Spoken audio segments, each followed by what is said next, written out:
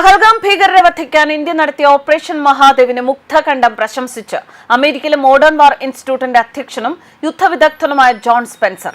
സ്പെൻസറിനെ പോലുള്ളവർ ഇന്ത്യയുടെ ഓരോ നീക്കത്തിലും സൂക്ഷ്മ നിരീക്ഷണങ്ങളും അഭിനന്ദനങ്ങളും ചൊരിയുമ്പോൾ ഭാരതത്തിലെ കോൺഗ്രസുകാർ ഇപ്പോഴും കിണറ്റിലെ തവളകളാണ്.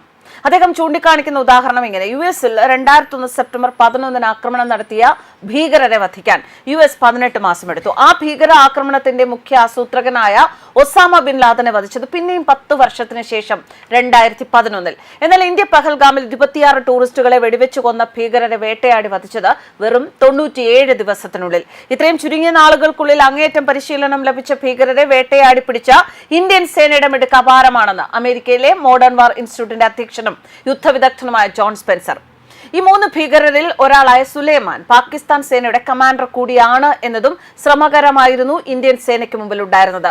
പനാമ എന്ന പ്രദേശത്തെ കഷ്ടപ്പാടുകൾ തനിക്ക് നേരിട്ടറിയാം എന്ന് അദ്ദേഹം പറയുന്നു. അത്രയ്ക്ക് കഷ്ടമാണ് അവിടുത്തെ ഭൂപ്രദേശം. പ്രത്യേകിച്ചും മരങ്ങൾ ധാരാളം തിങ്ങി നിറഞ്ഞിരിക്കുന്ന ഒരു പ്രദേശത്തെ ഭീകരരുടെ നീക്കങ്ങൾ എന്താണ് എന്ന് തിരിച്ചറിയുക എളുപ്പമല്ല. അതുപോലുള്ള ഒരു സ്ഥലത്ത് ഭീകരരെ ഒറ്റപ്പെടുത്തുക എന്ന ദൗത്യം എളുപ്പമല്ല. അതാണ് ഇന്ത്യൻ സേന സാധിച്ചെടുത്തത്. മാത്രമല്ല, ഇത്രയും ദുർഘടം പിടിച്ച ഒരു ഭൂപ്രകൃതിയിൽ അങ്ങേയറ്റം പരിശീലനമുള്ള ഭീകരരെ പിടികൂടുക എന്നത് അസാധ്യം തന്നെയാണ്. ഈ 3 പേരിൽ ഒരാളായ സുലൈമാൻ പാകിസ്ഥാൻ സേനയുടെ കമാൻഡർ കൂടിയാണ്. അതുകൊണ്ട് തന്നെ ശത്രുക്കളുടെ നീക്കങ്ങൾ നേരത്തെ കണ്ടെത്താനുള്ള സംവിധാനങ്ങൾ അവരുടെ പക്കലും ഉണ്ടാകും.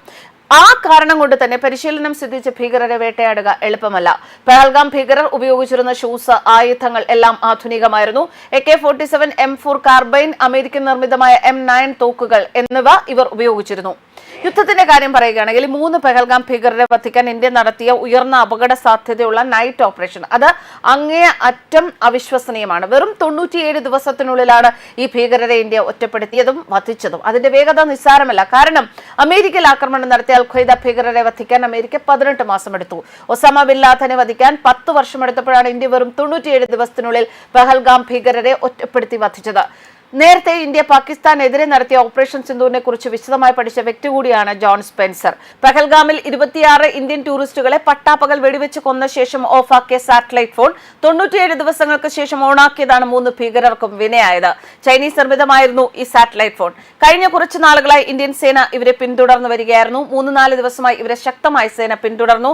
കാശ്മീർ മലനിരകളിൽ അലഞ്ഞു തിരിയുന്ന നാടോടികളിൽ നിന്നുള്ള വിവരം വരെ ഈ ഭീകരരെ കൃത്യമായി അടയാളപ്പെടുത്താൻ ഇന്ത്യൻ രഹസ്യ പോലീസ് സംഘം ഉപയോഗിച്ചിരുന്നു. ഡ്രോണുകൾ ഉപയോഗിച്ച് കൃത്യമായി ഭീകരരുടെ താവളം ട്രാക്ക് ചെയ്തു, അവരുടെ ചിത്രമെടുത്തു. ആക്രമണ ദൗത്യം പുലർച്ചെയായതിനാൽ രാത്രി വിഷൻ സാധ്യമാക്കുന്ന ഉപകരണങ്ങളും ഉപയോഗിച്ചിരുന്നു.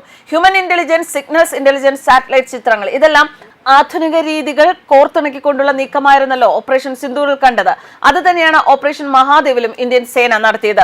ഭീകരരുടെ സാറ്റലൈറ്റ് ഫോൺ ഓണാക്കിയത് മൂലം സിഗ്നൽ ലഭിച്ചു. നിബിഡമായ വനത്തിനുള്ളിൽ ഭക്ഷണം കഴിക്കാൻ ഈ ഭീകരർ തീയിട്ടിരുന്നു. ആകാശത്ത് നല്ല കട്ടിയുള്ള മേഘമാലകൾ നിറഞ്ഞിരിക്കുന്ന വനപ്രദേശമാണ് മഹാദേവ മലയ്ക്ക് ചുറ്റുമുള്ള വനപ്രദേശം. മലനിരകളും താഴ്വരകളും നിറഞ്ഞ അങ്ങേയറ്റം നിമ്നോന്നതമാണ് ഈ ഭൂപ്രദേശം. ഇത്തരം ഒരു വിഷമകരമായ ഭൂപ്രദേശത്ത് ഒരു ആക്രമണ ദൗത്യം നടത്തുക, കൃത്യമായി ഭീകരരെ വധിക്കുക എന്നത് വളരെ ബുദ്ധിമുട്ടാണ്. മങ്ങിയ കാഴ്ച മാത്രമേ ഇവിടെ ലഭ്യമാകൂ. നിബിഡമായ വനവും കട്ടിയുള്ള മേഘങ്ങളും കാഴ്ച മറച്ചുകൊണ്ടേയിരിക്കും. ആധുനികമായ നൈറ്റ് വിഷൻ ഉപകരണങ്ങളുടെ സഹായത്തോടെ വിജയകരമായി ഓപ്പറേഷൻ നടത്താൻ ഇന്ത്യൻ സേനയ്ക്ക് സാധിച്ചു. രാത്രിയിൽ തന്നെ ഇവരുടെ വ്യക്തമായ ചിത്രങ്ങൾ സാറ്റലൈറ്റ് സഹായത്തോടെ ഡ്രോണുകൾക്ക് പകർത്താനായി. ഇന്ത്യൻ പ്രതിരോധ സേന നേടിയെടുത്ത ഈ വിജയം നിസ്സാരമല്ല. സാധാരണ ഇത്തരം ഓപ്പറേഷനുകളിൽ ഇന്ത്യൻ പട്ടാളക്കാർ കൊല്ലപ്പെടുക പതിവാണ്. അതും ഒരു പരിധിവരെ ഒഴിവാക്കാൻ സാധിച്ചുവെന്ന് ജോൺ സ്പെൻസർ വിശദമാക്കുന്നു. അമേരിക്കക്കാരനായ ഒരു യുദ്ധവിദഗ്ധന്റെ ഭാഗത്തു നിന്ന് ഇത്തരത്തിലൊരു അഭിനന്ദനം ഇന്ത്യൻ സേനയ്ക്ക് ലഭിക്കുന്നത് എന്തുകൊണ്ടും ഇന്ത്യൻ സേനയുടെ ഒരു പൊൻതൂവൽ കൂടിയായി മാറുകയാണ്. ന്യൂസ് ഡെസ്ക് കർമ്മ ന്യൂസ്.